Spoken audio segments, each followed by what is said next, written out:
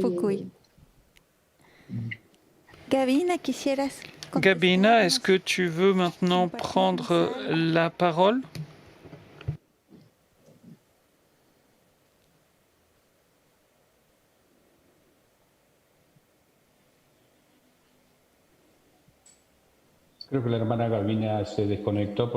J'ai l'impression que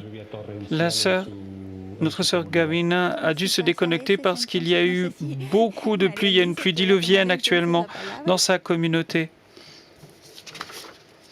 Alors peut-être María Luisa Duarte?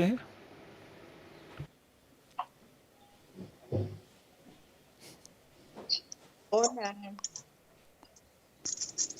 Hola. Hola. Bonjour. Est-ce que vous m'entendez? Alors, j'étais en train de chanter parce que pour nous, c'est un peu difficile. On est des êtres un peu bizarres. Actuellement, au XXIe siècle, nous sommes des êtres bizarres. Et il faut toujours vivre entre ce qui est matériel et ce qui est immatériel, entre la réalité et la magie, ce qui est magique. Et la spiritualité a une part de magie. C'est difficile, mais pour moi, si je parle de mon expérience, comme María Luisa, comme Gualuki, le processus a été très long parce que moi, je me suis engagé dans cet activisme avec mon père. Mon père était un grand dirigeant national et international et il a vécu plus de 40 ans dans la militance, dans la spiritualité, mais moi aussi. Donc j'ai deux facettes. Je suis une guerrière très courageuse lorsque je dois affronter comme être les questions d'activisme pour mon peuple, pour les peuples. Nous avons de nombreuses revendications, mais lorsque je suis avec les miens, avec mon peuple, dans les cérémonies, ou comme aujourd'hui avec vous, je dois écraser cette réalité. Donc c'est difficile. Donc je n'approfondirai pas tant que ça la spiritualité parce que lorsque je l'atteins, comme peuple Aché, nous avons une particularité, c'est-à-dire que nous pleurons beaucoup. C'est la sensibilité, une hypersensibilité, une sensibilité à fleur de peau. C'est la raison pour laquelle, très souvent, nous pleurons. Mais comme je le dis, alors, je mets mon costume de guerrière et alors je suis une tigresse. C'est donc difficile. Et comme je l'ai entendu, pour l'homme actuel, pour l'homme moderne ou post-moderne, la spiritualité est comme quelque chose qui n'est plus à la mode. Aujourd'hui, l'être humain, pour ainsi dire, cherche ce qui est tangible, ce qui est concret, il faut le toucher, pouvoir le vivre, le sentir. Il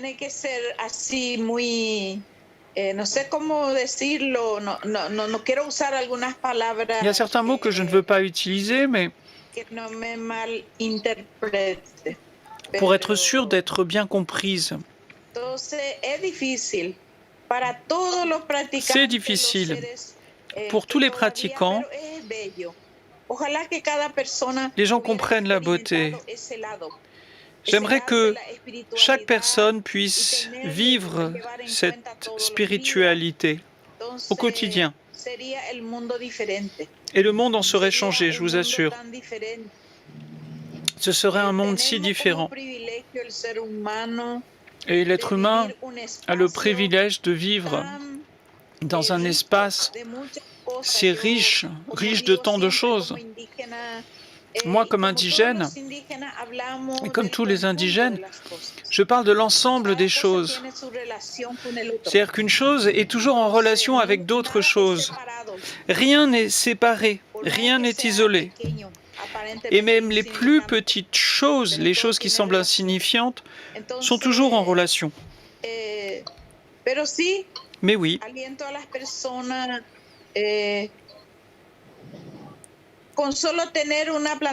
il suffit d'avoir une toute petite plante sur son balcon, par exemple, ou dans son appart, et regarder les plantes en détail, observer leurs détails. La beauté est là. La beauté est dans les choses les plus simples. Très souvent dans les petits détails. La fleur,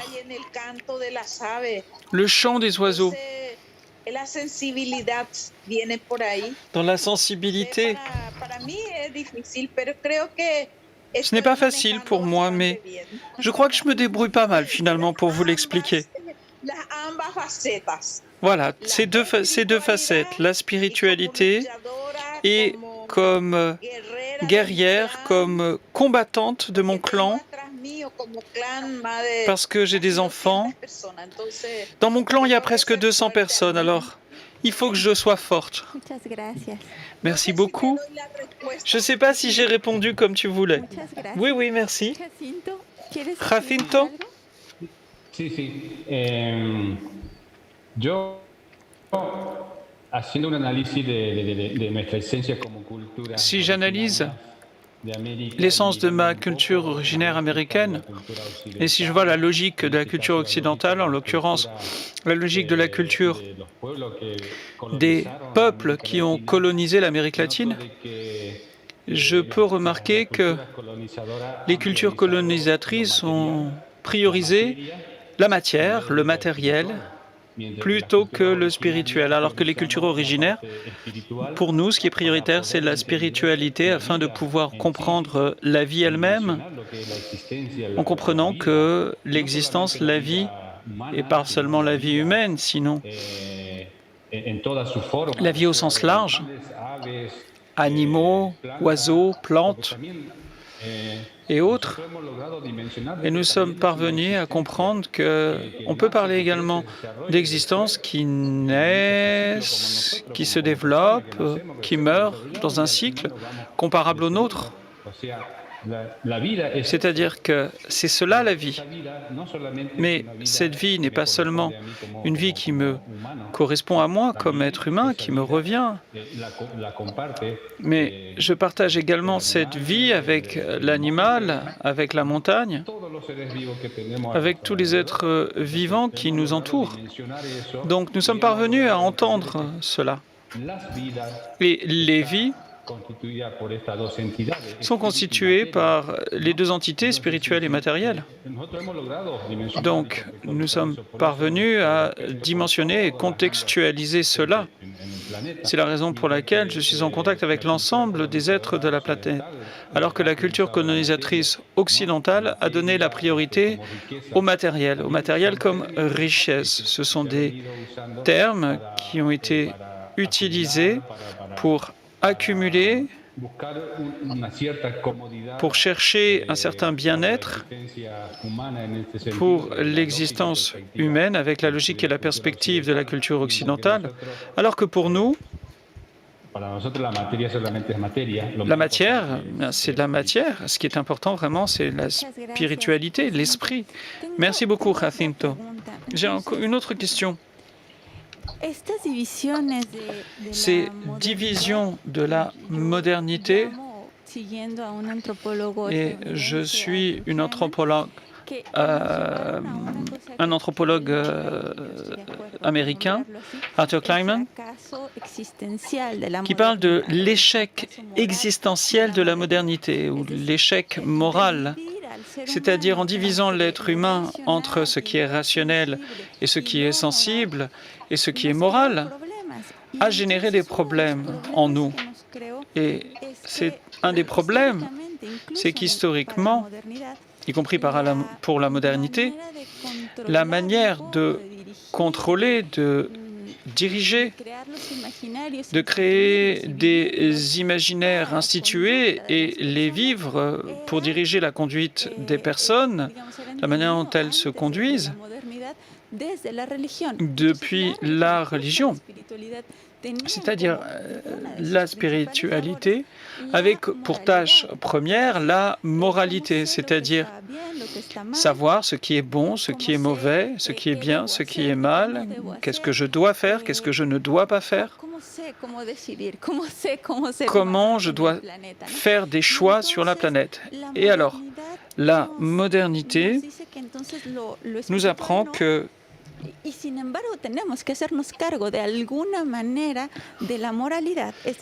faut, d'une manière ou d'une autre, dire aux gens comment on peut vivre comme être humain, ce qui est bon, ce qui est mauvais. Ainsi, nous avons dû expliquer de manière rationnelle pourquoi il était mauvais de tuer. Pourquoi un génocide est par définition mauvais.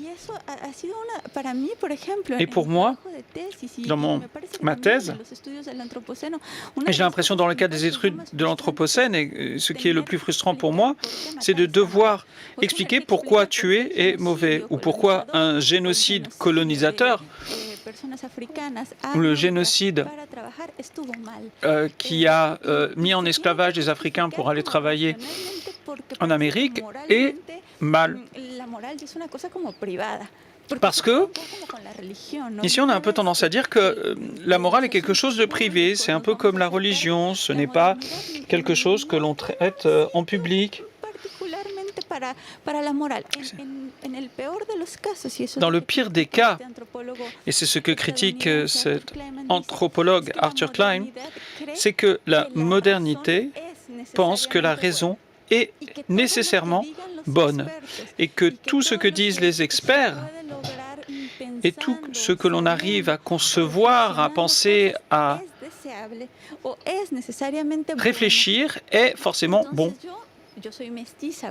Moi, je suis métisse. Je ne fais pas directement partie d'un peuple originaire.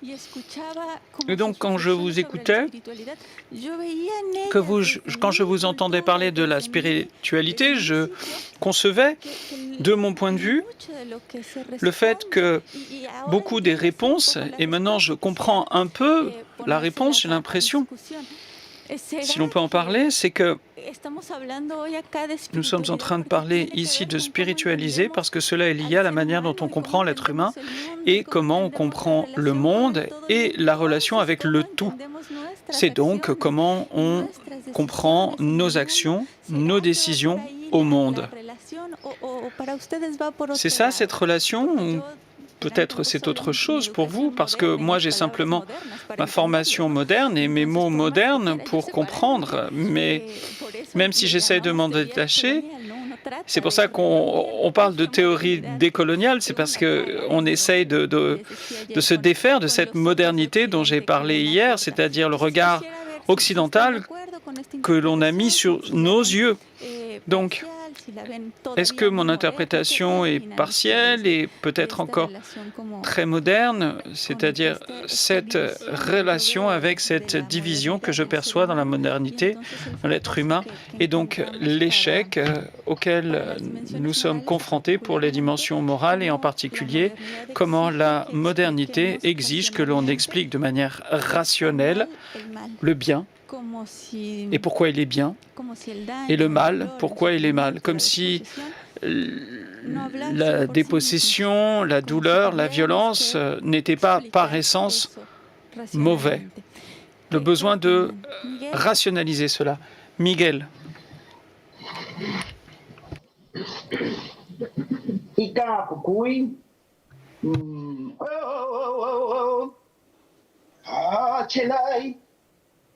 Ukui cheje, ukui nurunja, ukui ika, nenu, nenu, nenu.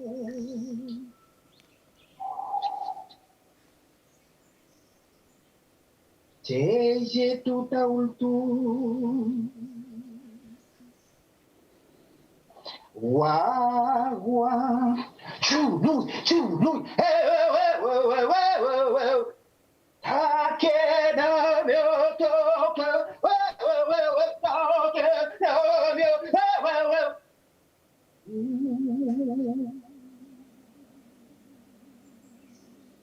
Chelai cheje, chaikarigu kucha. Yumen, puk. Warpe, yumen, puk. Tuk, tuk, tuk. Wink. Foucault.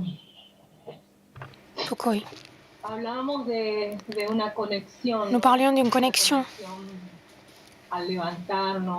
De la connexion quand on se lève, quand on commence notre journée, la connexion avec la lune, avec le soleil, avec les étoiles, la connexion avec nos frères qui font partie de notre famille,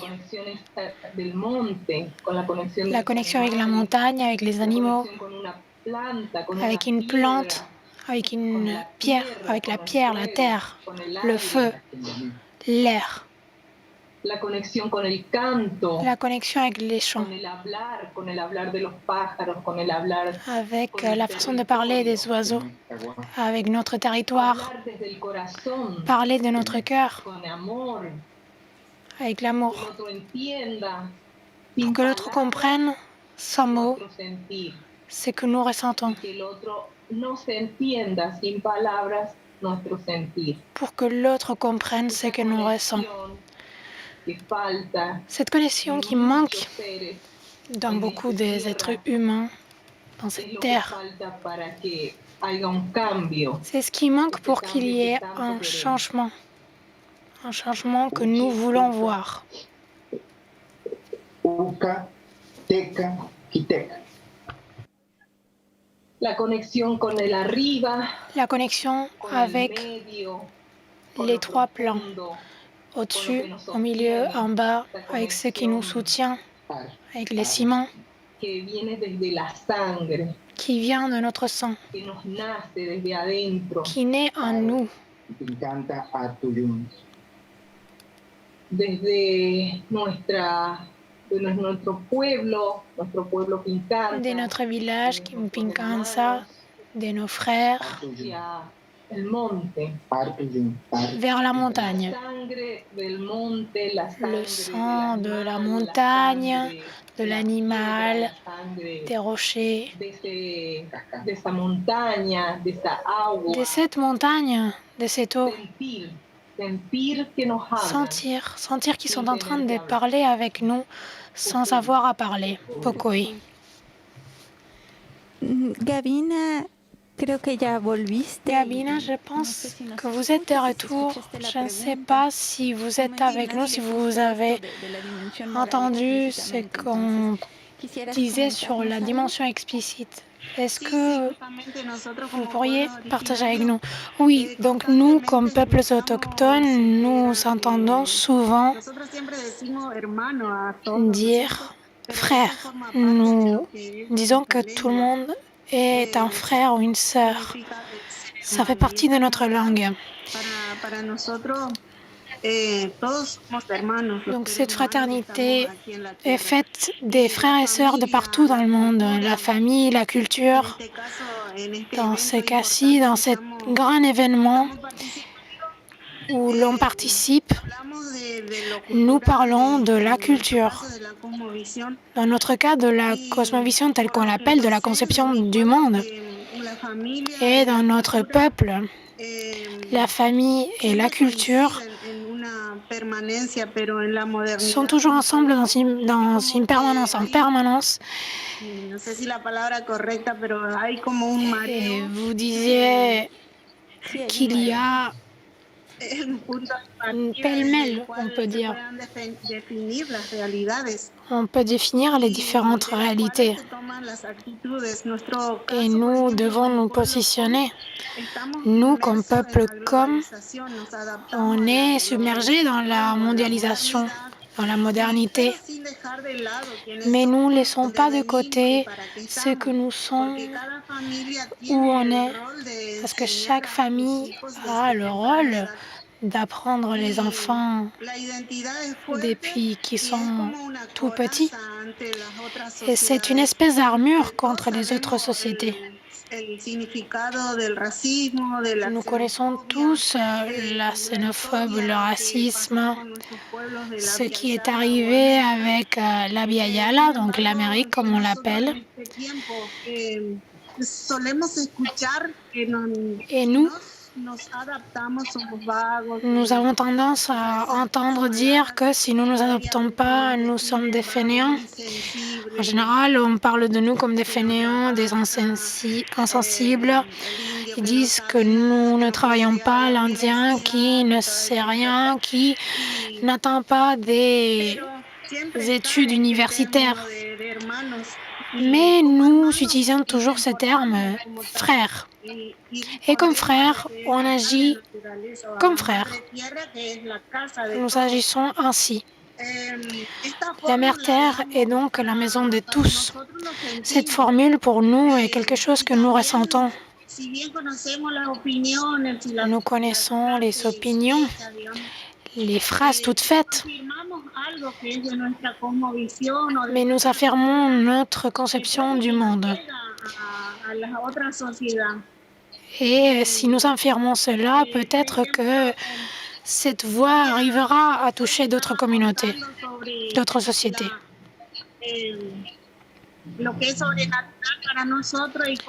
Aujourd'hui, je parlais de ce qui est surnaturel pour nous. S'il n'y a rien d'écrit, s'il n'y a pas de vidéos, si nous n'avons pas un support académique, ce n'est pas croyable pour l'autre société.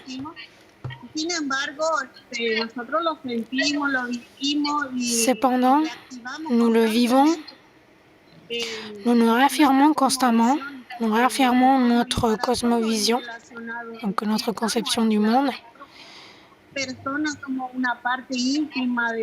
Et nous sommes une partie intégrante de cet univers infini. Notre rôle est important.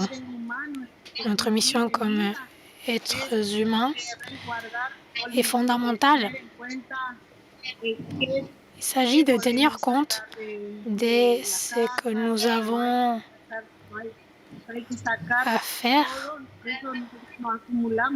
à la maison, ce que nous cumulons. Et c'est pour cela qu'en général, on nous définit comme des pauvres.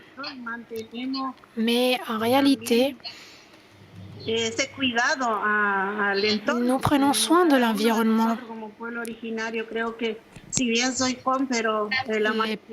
peuples premiers, moi, dans mon cas, je suis pomme, mais je ressens la même chose que les autres peuples premiers.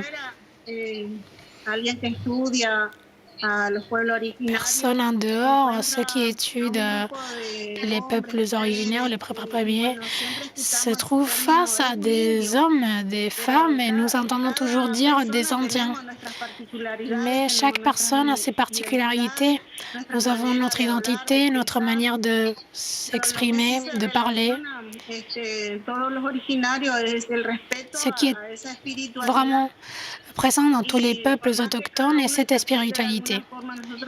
Et même si nous l'interprétons d'une façon ou d'une autre, nous essayons toujours de surmonter les problèmes. Nous essayons de démontrer que malgré le génocide de l'histoire que nous avons vécue, nous sommes toujours là, nous sommes vivants et nous revendiquons notre culture, notre identité et nous la partageons. Nous la partageons et c'est pour ça que nous disons que nous sommes frères dans cette maison.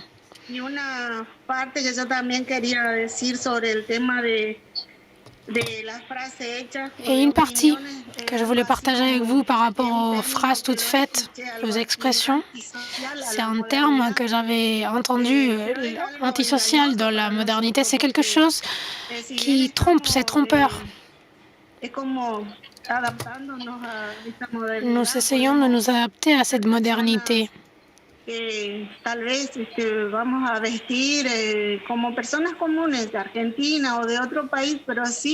Nous sommes des personnes d'Argentine. Nous sommes un citoyen de plus. Nous avons notre identité. Et dans notre vocabulaire, cela n'existe pas, antisocial. Nous l'entendons, mais ça n'a pas de place dans notre communauté. C'est ce que je peux dire par rapport à nos peuples autochtones dans la modernité. Merci beaucoup, Camina. María Luisa, ¿quisieras decirnos algo? Maria Luisa, est-ce que tu voudrais partager quelque chose avec nous?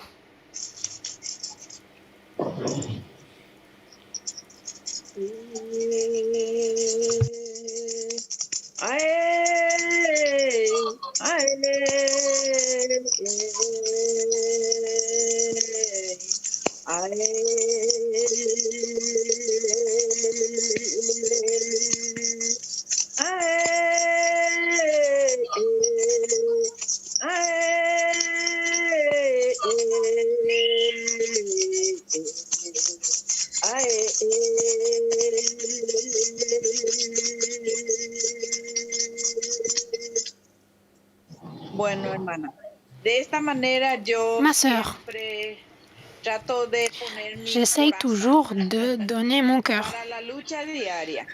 dans la lutte de tous les jours. Ce que tu nous demandes peut être répondu avec 4 dimensions. Una de las cosas que creo que como pueblo H, Comme peuple H, a pesar de todo, jusque-là, estamos todavía malgré tout, nous sommes encore souffrants. la justicia. Nous avons cette douleur à cause de la justice. palabra justicia. Le mot justice.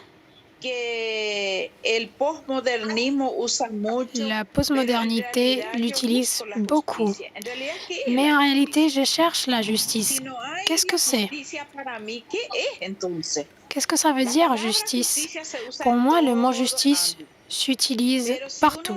uno no siente, no se le practica. Mais si on ne le sent pas, si on ne la pratique pas, El gran parce que le exterminio peuple prácticamente. a Nosotros souffert llegamos hasta 300 une por extermination y es de público conocimiento mundial. et tout le monde le sait, partout dans le monde. Paraguay, uno de los países que casi exterminó a este pueblo, los H. Nosotros llegamos hasta 300. Paraguay a Hoy día détruit somos ces peuples. 2.500 aproximadamente Avant, nous étions 300 000, personas en total. 3 000. Maintenant, nous sommes De vuelta, 2500. ¿verdad? Hemos sufrido el gran genocidio, Nous avons souffert un el grand génocide. etnocidio y hoy día el Génocide, un ecocidio. ethnocide et maintenant un Estas écocide. son frase muy fuerte y moderno. Nous avons souffert d'un génocide moderne.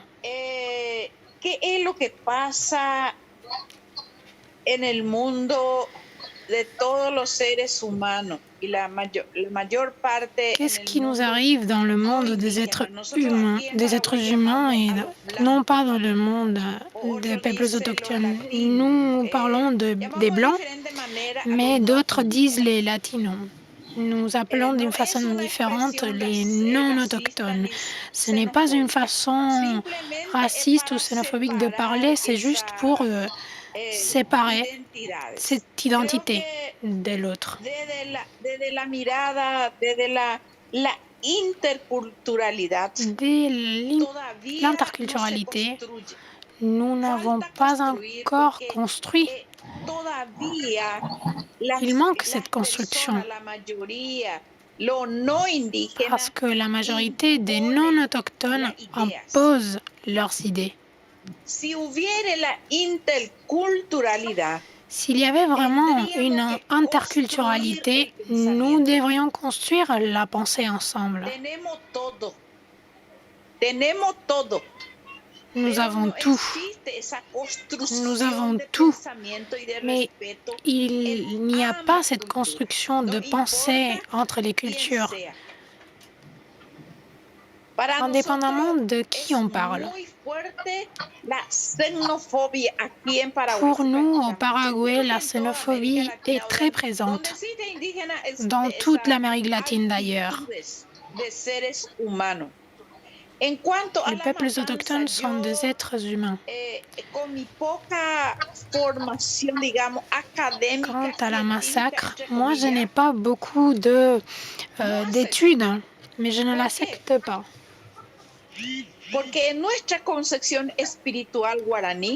Parce que notre conception guarani n'accepte pas le fait que quelqu'un puisse tuer quelqu'un d'autre. Moi, je ne veux pas porter le sang d'une autre. Juste le grand esprit a la capacité de donner et de reprendre la vie pour nous.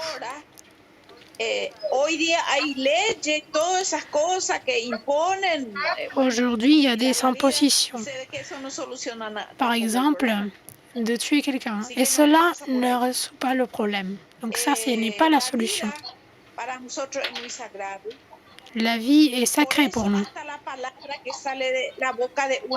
Donc même les mots qui sortent de la bouche de quelqu'un doivent être pensés. On doit prendre soin de tout ce qu'on dit.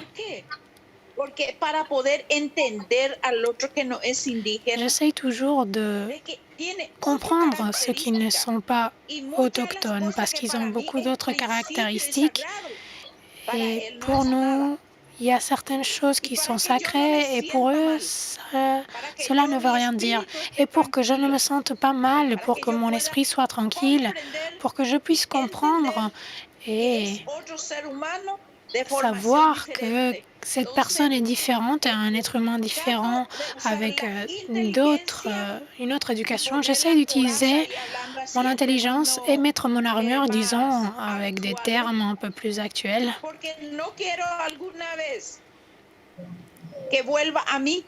Parce que je ne veux pas que cela retourne vers moi. Parce que le temps est un cercle. Tout ce qui sort de ma bouche revient vers moi encore après. Cela revient à moi. Donc, j'essaye de faire comme ça et j'essaye d'éduquer comme cela à mes enfants, à mes grands-fils. Parce qu'à 63 ans, j'ai déjà des petits-fils. Je suis désolée, je vais devoir vous interrompre parce que nous n'avons plus de temps. Nous avons juste 1 minute pour finir. Donc, je n'aurai même pas le temps de voir la réponse de Jacinto, mais le séminaire n'est pas encore fini. Nous avons encore 2 jours encore. J'ai une question et vous pouvez encore envoyer des questions. Et demain, nous les répondrons avec nos compagnons et nos compagnes. Voilà la question qui a été posée pour que vous pensiez la réponse pour demain. Ça a trait avec comment on partage ces savoirs, ces connaissances, cette sagesse dans les peuples autochtones de génération en génération.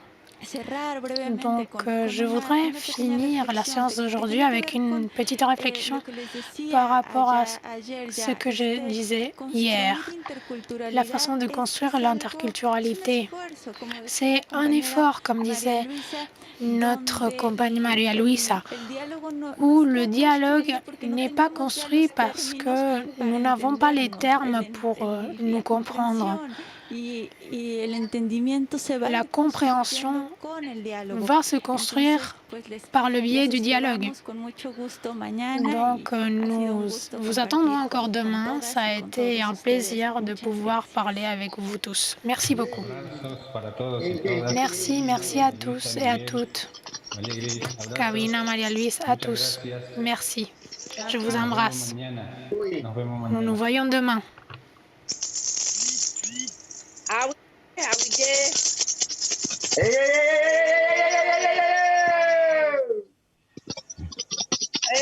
ustedes.